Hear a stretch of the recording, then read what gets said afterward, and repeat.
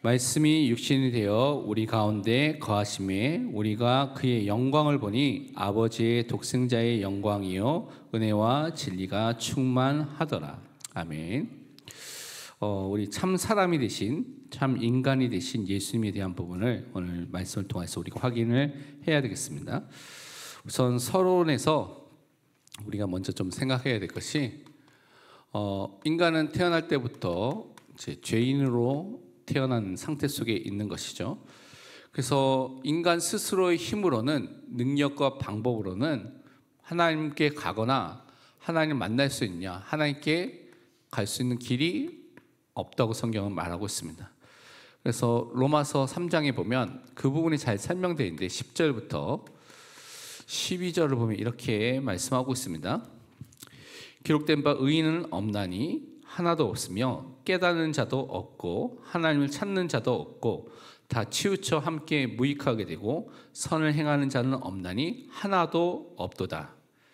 하나님을 아는 지식이 없는 상태 속에서 사람이 살고 있으니까요.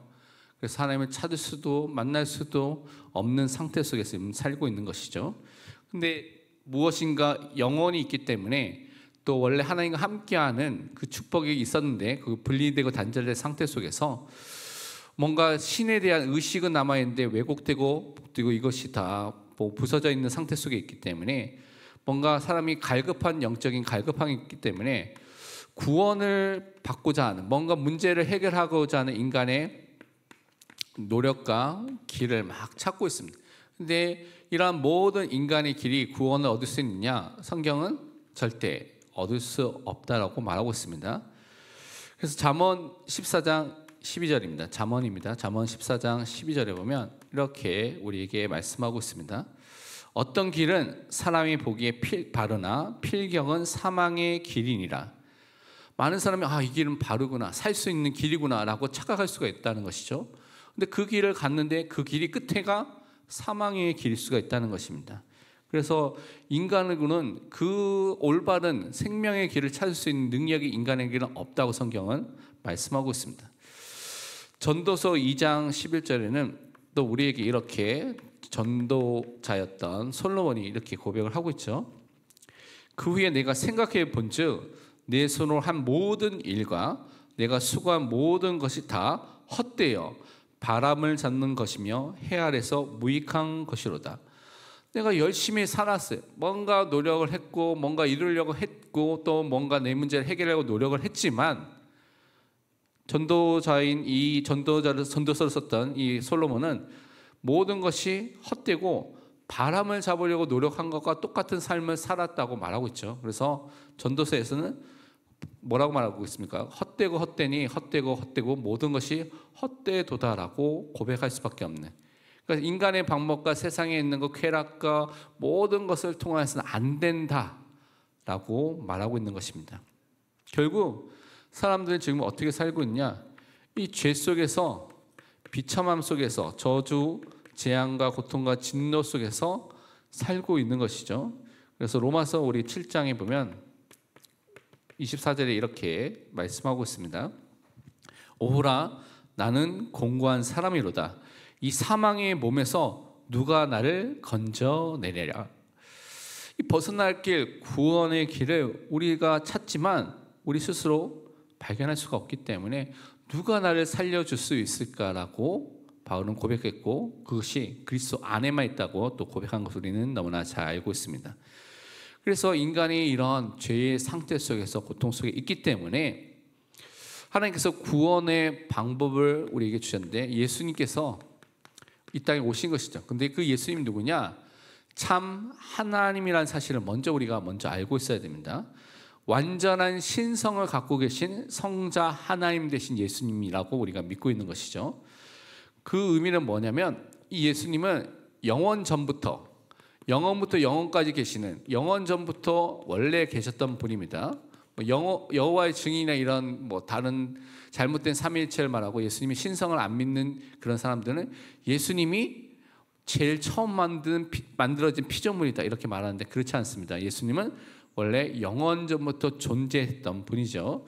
그래서 그 존재하신 하나님이고요. 이 세상을 만드신, 그래서 우리는 창조주 하나님으로도 또 우리는 믿고 있습니다.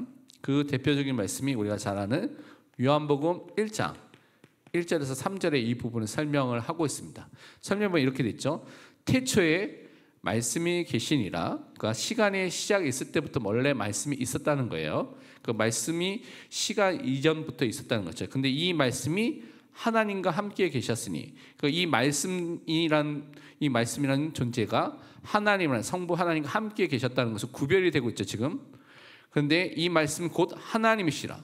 동등한 또 하나님이라는 것을 말하고 있습니다. 그러니까 본질과 본체에 있어서 동등한 하나님 되신다는 것을 말하고 있죠. 그가 태초에 하나님과 함께 계셨고 만물이 그로 말미암아 지은 바 되었으니 지은 것이 하나도 그가 없이는 된 것이 없느니라. 말씀이신 성자 하나님 예수 그리스도가 세상의 창조를 모든 것을 다 함께 창조하셨다라고 성경은 우리에게 증거하고 있습니다. 그 다음에 창조하신 다음에 그냥 가만히 놔두셨냐? 아니요. 성경을 보니까 이 만물을 보존하시고 다스리시는, 통치하시는 일을 하시는 섭리하시는 하나님, 섭리주 하나님이라는 것을 또 성경은 우리에게 말씀하고 있습니다. 많은 성경이 있지만 골로새서 1장 17절만 보면 이렇게 우리에게 말씀하고 있습니다. 또한 그가 만물보다 먼저 계시고 만물이 그 안에 그리스도 안에 함께 섰느니라. 그 만물이 그리스도 안에서 세워지고 보존되고 유지되는 일들을 지금도 하고 계신다는 것이죠. 그래서 예수님은 세밀하게 우리를 돌보시는 성자 하나님인 것을 말씀하고 있습니다. 그래서 분명하게 성경은 예수님이 누구냐? 성자 하나님이라고 분명히 말씀하고 있죠. 그래서 그 성자 하나님 되신 예수님께서 이 땅에 오셨습니다. 사람이 되셨죠. 그것을 어려운 단어로는 성육신 하신 것을 성경은 말하고 있습니다. 그래서 요한복음 1장 18절에는 이 부분을 이렇게 설명하고 있습니다. 본래 하나님을 본 사람이 없으되 아버지 품속에 있는 독생하신 하나님이, 독생하신 그 성자 하나님 되신 예수님이 나타내셨느니라. 이 땅에 오셨다라고 증거하고 있습니다. 그러면 여기서 여러분 질문이 생길 수가 있죠. 그러면 성자 하나님께서 그냥 하나님으로 이 땅에 오셔야 되는데 왜 성자 하나님께서, 왜 그분께서, 하나님 되신 그분께서 이 땅에 오셔서 다른 것이 아니라 참 사람, 참 인간으로 오셔야 되는가? 라는 질문이 생기게 됩니다. 여기에 대한 것을 알기 위해서는 이제 인간의 문제에 대한 부분을 다시 한번 우리가 생각해야 되는데요. 인간의 가장 중요한 문제는 다른 것이 아니라 하나님의 말씀에 대해서 불신앙, 불순종한 게 된 것이고요. 그것을 통하여 하나님을 반역하고 거역한 죄를 지은 것이 인간의 가장 중요한 문제입니다. 그러니까 이것으로부터 모든 것들이 시작된 것이죠.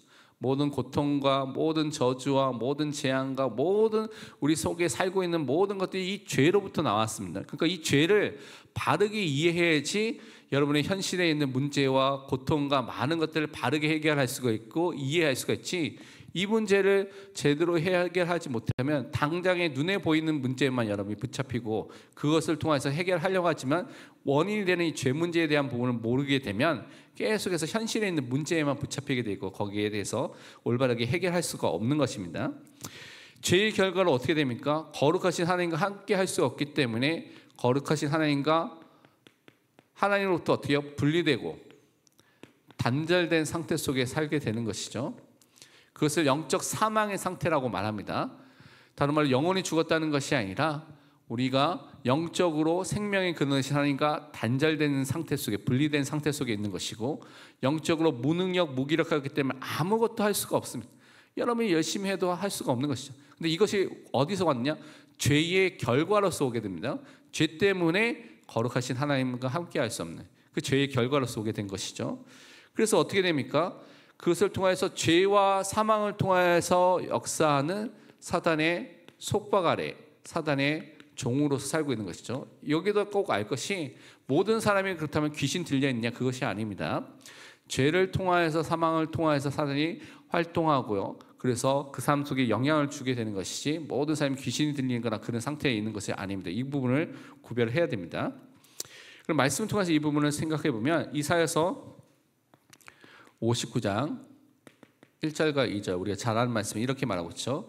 여호와의 손이 짧아 구원하지 못하심도 아니요 귀가 둔하여 듣지 못하심도 아니라 오직 너희 죄악이 너희와 너희 하나님 사이를 갈라 놓았고 죄악이 갈라 놓은 것입니다. 죄의 결과로 오게 된 것이죠. 너희 죄가 그의 얼굴을 가려서 너희에게서 듣지 않으시게 함이니라 라고 분명히 말하고 있습니다.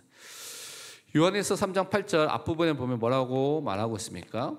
죄를 짓는 자는 죄를 계속해서 반복해서 계속해서 짓는 자는 마귀에 속하나니 마귀는 처음부터 범죄함이라 라고 말하고 있습니다. 그리고 우리가 자는 히브리서 2장 14절에 말씀 중에 일부분에 보면 뭐라고 되어 있습니까? 죽음의 세력, 사망의 세력을 누가 잡고 있습니까? 마귀가 잡고 있다고 말하고 있는 것이죠.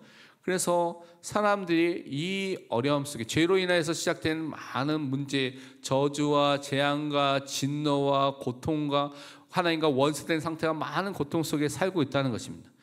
그래서 다른 것이 아니라 하나님의 구원의 계획은 예수님을 이 땅에 보내주신 것인데 예수님이 이 땅에 우리를 구원하기 위해서 구주로 구원자로 이 땅에 보내주신 것이 하나님의 계획입니다. 그래서 여러분 성경을 보면 예수님에 대해서 뭐라고 소개하고 있습니까? 누가복음 2장 11절에 천사들이 와서 예수님에 대해서 말하기를 오늘 다윗의 동네에 너희를 위하여 우리를 위하여 구주가 나셨으니 구원자가 나셨으니 곧 그리스도 주시니라. 구원 사역에 의해서 예수님께서 이 땅에 오신 것을 천사들이 선포하고 다녔죠. 그리고 누가복음 19장 10절에도 예수님께서 이렇게 말씀하셨습니다. 인자가 온 것은 잃어버린 자를 찾아 구원하려 함이니라. 예수님께서 스스로 자식이 오신 목적을 말씀하셨는데 구원하기 위해서 이 땅에 오셨다라고 분명히 말씀해 주신 것입니다. 그러면 어떻게 우리를 구원하셔야 되느냐? 성경은 이렇게 말하고 있습니다. 우리가 구원받기 위해서는 죄 용서함을, 죄 사함을 받아야 되는데 이 죄 용서함, 죄 사함을 받는 방법으로 성경에서 말하는 것은 피 흘림을 통하여서 죄가 없어지는 속죄가 이루어진다고 성경은 우리에게 말씀하고 있습니다. 대표적인 말씀이 많이 있지만 레위기서 17장 11절에 보면 이렇게 기록되어 있습니다.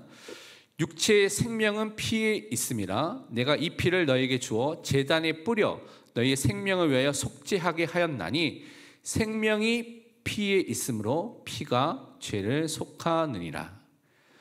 피를 통하여서 양의 피를 통하여서 오실 메시아의 그리스도의 보혈을 바라보도록 하는 모형과 그림자를 통하여서 우리가 그리스도의 보혈로서 죄가 속해지는 사해지는 용서함을 받는 것을 우리에게 예표로 보여주고 예수님이 십자가를 통해서 그것이 성취된 것을 말씀하고 있습니다. 여기서 여러분이 기억할 것이 하나님은 영이십니다. 그렇죠? 영이라는 것은 물질적인 것으로 구성되어 있지 않은 비물질적인 분이라고 말하는 것이죠. 그렇기 때문에 육체와 피가 없으신 분입니다. 그런데 죄를 속하기 위해서는 하나님이 정한 방법이 피 흘림이라고 말씀하셨습니다. 피를 흘려야 되면 하나님이 영이시기 때문에 피를 흘릴 수가 없는 것이죠. 그렇다면 우리의 죄를 속하기 위해서 반드시 인간이 되셔야 되는 것입니다. 그래야지만 피를 흘릴 수 있는 것이죠. 그래서 참된 하나님 되신 그분이 또 참된 인간이 되셔서 십자가에서 죽으심을 통하여서 우리 죄를 다 담당해 주신 것입니다. 그래서 성자 하나님 되신 완전한 신성을 갖고 계신 그분께서 이 땅에 예수님께서 우리를 구원하기 위해서 참된 인간으로 완전한 인성을 가지신 분으로 이 땅에 오시게 된 것입니다. 그것이 오늘 봤던 요한복음 1장 14절의 말씀이죠.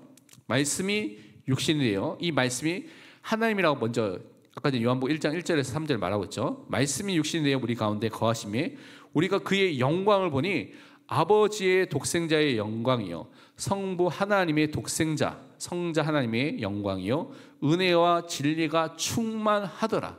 그 완전한 신성을 가진 그분이 또한 완전한 인성을 사람됨을 갖고 이 땅에 오셨다고 말하고 있습니다. 빌립보서 2장 6절에서 7절은 이렇게 우리에게 말씀하고 있습니다. 그는 근본 하나님의 본체시나 하나님과 동등됨을 취할 것으로 여기지 아니하시고 오히려 자기를 비어 종의 형체를 가지사 사람들과 같이 되셨고, 우리를 구원하기 위해서 사람들과 같이 되셔서 이 땅에 오셨다고 말하고 있습니다. 그래서 우리는 다른 것이 아니라 하나님의 은혜로 예수 그리스도께서 이 땅에 오시고 또 우리를 구원하기 위해서 성육신하신 사건이 일어난 것처럼 우리가 예수 그리스도로부터 하나님의 은혜로부터 모든 것을 받고 살아나는 그 축복을 항상 누려야 되는 것입니다. 그래서 요한복음 1장 16절과 17절에 보면 우리가 다 그의 충만한 데서 받으리니 은혜 위에 은혜러라. 율법은 모세로 말미암아 주어진 것이요 은혜와 진리는 예수 그리스도로 말미암아 온 것이니라. 예수 그리스도를 통하여서만 하나님의 은혜, 진리가 우리에게 임하게 되는 것이죠. 그래서 우리는 결론으로 그렇다면 우리는 참 하나님 되시고 참 사람 되신 완전한 인성과 완전한 신성을 갖고 계신 예수 그리스도만을 우리의 구원자로 또 우리 구주로 정말 믿는 믿음의 사람으로 서게 됐을 때 구원을 받게 됩니다. 그래서 디모데전서 2장 5절에는 우리에게 이렇게 말씀을 하고 있습니다.